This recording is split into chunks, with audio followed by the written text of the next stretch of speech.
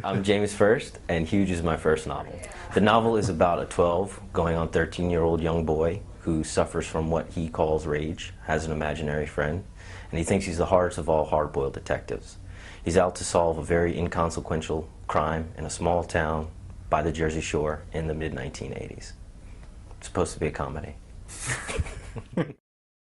I got the idea for Huge actually from reading a short story.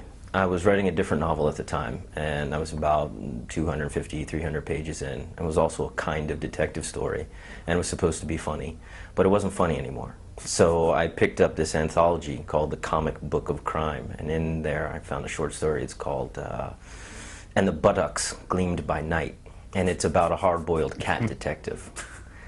And after reading that story, which I found to be very funny, all of a sudden I just had this really quirky little voice going on in my head, and I knew that it was a boy who had sort of outsized dreams and an oversized potty mouth.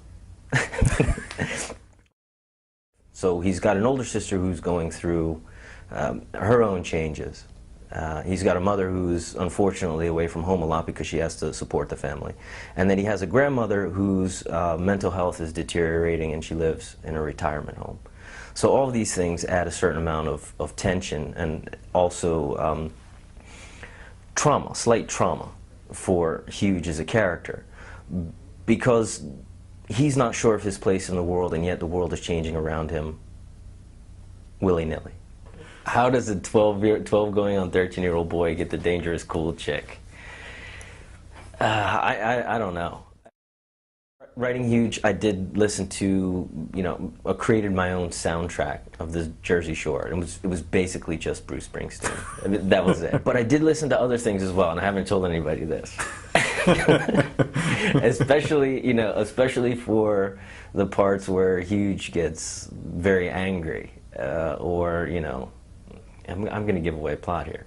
When he gets into a fight, the whole fight scenes and chase scenes, that was a lot of Metallica, old Metallica.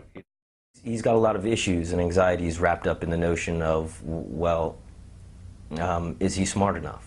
And that's because of his own personal history. So, extrapolating out from that, I think that's something that we really don't outgrow. I mean, there's a sense in which we always continue to question ourselves, and, especially if we come across something that's new or difficult or challenging, we ask ourselves the question of whether or not we're up to it. And so I do think that's sort of a more universal concern.